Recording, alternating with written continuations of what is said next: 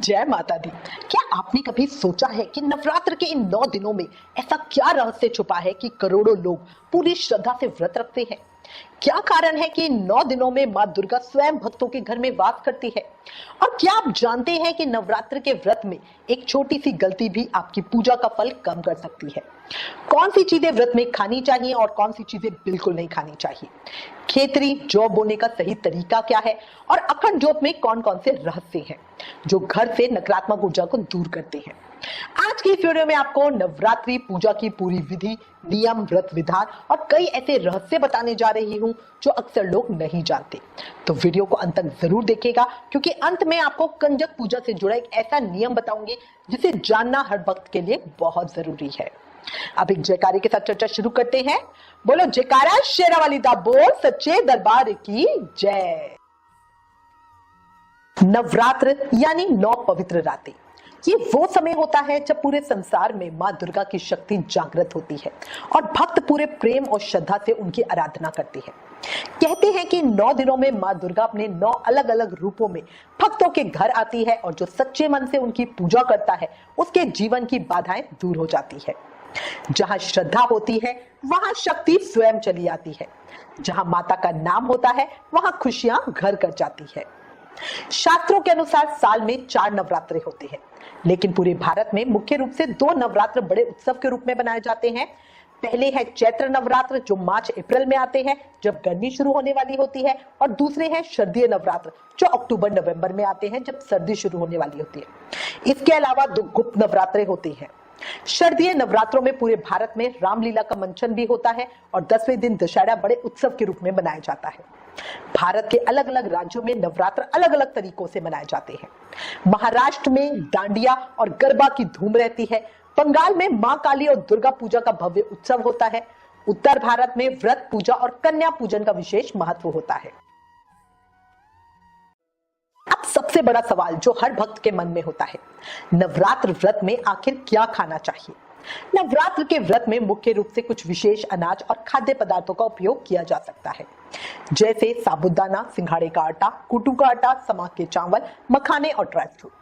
कूटू के आटे की भी अलग अलग किस्में होती हैं। एक होता है काला कूटू जो मोटा वाला होता है, जिसका आटा भी पीसने के बाद काला ही आता है, और एक होता है कुट्टी, बहुत छोटे साइज की होती है जिसका आटा सफेद आता है, और इससे बनी पूरी और पराठे बहुत अच्छे बनते हैं, सॉफ्ट बनते हैं, नॉर्मल की तरह ही लगते हैं। इसके अलावा व्रत में राजगिरा का आटा भी खाया जाता है। फल, दूध और दूध से बने पदार्थ जैसे दूध, पनीर और खोया भी व्रत में खाया जा सकता है। लेकिन यहाँ एक बात का ध्यान रखना, कुछ लोग केवल घर का पनीर, बना हुआ पनीर ही खाते हैं, क्योंकि बाजार के पनीर में कुछ लोगों का मानना होता है कि हल्का मैदा मिलाया जाता है। इसके अलावा जो मक्खन होता है वो सफेद मक्खन खाया जाता है, बिना नमक वाला। नवरात्रि व्रत में बहुत ही सीमित मसालों का उपयोग किया जाता है, जैसे जीरा, काली मिर्च, सेंधा नमक, छोटी इलायची, लौंग, दालचीनी, जायफल, अजवाइन, अदरक, हरी मिर्च, नींबू, पुदीना। ये सभी मसाले व्रत के भोजन में इस्तेमाल किए जा सकते हैं। यहाँ मैं स्पेसिफिकली ये कहना चाहूंगी कि व्रत के खाने में हींग का इस्तेमाल बिल्कुल नहीं किया जाता, खटाई का इस्तेमाल नहीं किया जाता, और साथ ही बड़ी इलायची या गरम मसाले का इस्तेमाल भी नहीं किया जाता। नवरात्र व्रत में कुछ विशेष सब्जियां खाई जाती हैं, जैसे आलू, अरबी, लौकी, पेठा, शकरकंदी, कच्चा केला, कच्चा पपीता। कुछ लोग टमाटर भी खाते हैं, लेकिन कई परंपराओं में इसे व्रत में नहीं खाया जाता। टमाटर और पालक राजसी सब्जियां हैं और व्रत में सात्विक खाना ही खाना चाहिए, इसलिए पालक, टमाटर व्रत में नहीं खाना चाहिए। अब बात करते हैं उन चीजों की जिनका सेवन नवरात्र व्रत में बिल्कुल नहीं करना चाहिए। सबसे पहले प्याज और लहसुन का उपयोग इन 9 दिनों में घर में बिल्कुल नहीं करना चाहिए। अगर व्रत नहीं करे तो भी इन 9 दिनों में इसका त्याग करें। हल्दी, हींग, राई, मेथी दाना, गरम मसाला और धनिया पाउडर भी व्रत में नहीं खाया जाता। इसके अलावा गेहूं, चावल, मैदा, सूजी, बेसन, इसका उपयोग भी व्रत में नहीं किया जाता। और सबसे जरूरी बात, नवरात्र के 9 दिनों में मांस और शराब का सेवन पूर्ण रूप से निषेध है, चाहे घर में किसी ने व्रत रखा हो या नहीं।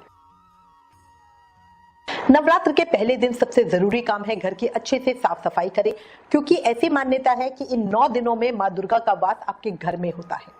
पूजा स्थल को साफ करके वहां गंगा जल के छींटे मारे। इसके बाद नवरात्र के पहले दिन संकल्प ले और कलश स्थापना करें। कलश में पानी भरकर उसमें सुपारी, चावल, थोड़ा चीनी, एक सिक्का वगैरह डालें। फिर उसके ऊपर नारियल रखकर माता की चुनरी से सजाएं। ध्यान रखें, नवरात्र के 9 दिनों तक कलश को हिलाना या उसकी जगह बदलनी नहीं चाहिए। नवरात्र के पहले दिन से लेकर अंतिम दिन तक माता की अखंड ज्योत प्रज्वलित की जाती है। ये ज्योत घर के लिए बहुत शुभ होती है। कहा जाता है कि जहां माता की ज्योत जलती है वहां अंधेरा कभी ठहर नहीं सकता। अखंड ज्योत घर की नकारात्मक ऊर्जा को समाप्त करके सुख समृद्धि का मार्ग खोलती है। कई घरों में नवरात्र के पहले दिन जौ बोई जाते हैं, जिन्हें खेतरी कहा जाता है। ये बहुत शुभ होता है। ऐसा माना जाता है खेतरी की हरियाली घर की उन्नति और माता की कृपा का संकेत होती है। जौ बोने के लिए साफ मिट्टी ले, उसमें जौ डाले और ऊपर हल्की मिट्टी की परत डाल दे। फिर थोड़ा पानी छिड़ककर माता की चुनरी से ढक दे। 9 दिनों तक इन जौ की सेवा करें। नवरात्र का सबसे महत्वपूर्ण भाग है कंजक पूजा या कन्या पूजा। ये पूजा अष्टमी या नवमी के दिन की जाती है। इस दिन 9 छोटी कन्याओं को माता के रूप में घर बुलाया जाता है। उनके पैर धो के रोली का टीका लगाया जाता है और कलावा बांधा जाता है। फिर उन्हें हलवा, पूरी और चने का प्रसाद दिया जाता है। कई घरों में साथ में फल, पैसे और उपहार भी दिए जाते हैं। याद रखना, यत्र नार्यस्तु पूज्यन्ते रमन्ते तत्र देवता, अर्थात जहां नारी का सम्मान होता है वहां देवताओं का वास होता है। नवरात्र में मां दुर्गा के 9 रूपों की पूजा की जाती है। कौन से हैं ये 9 रूप?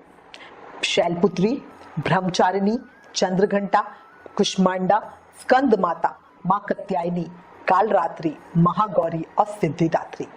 इन 9 दिनों में भक्त माता के इन सभी रूपों की आराधना करते हैं। नवरात्र के दौरान कुछ नियमों का पालन करना बहुत जरूरी होता है। इन दिनों में काले कपड़े पहनने से बचना चाहिए। बाल कटवाना या शेव करना भी शुभ नहीं माना जाता। और सबसे महत्वपूर्ण बात, पूजा में सबसे ज्यादा जरूरी मन की श्रद्धा और भक्ति। मां के दरबार में देर हो सकती है लेकिन अंधेर कभी नहीं होता। अगर सच्चे मन से माता की पूजा की जाए तो जीवन की हर बाधा दूर हो जाती है। अगर आपको ये जानकारी अच्छी लगी हो तो वीडियो को लाइक और शेयर करें, चैनल को सब्सक्राइब करें और कमेंट में जय माता दी जरूर लिखें। जयकारा शेरावाली दा बोलो, सच्चे दरबार की जय।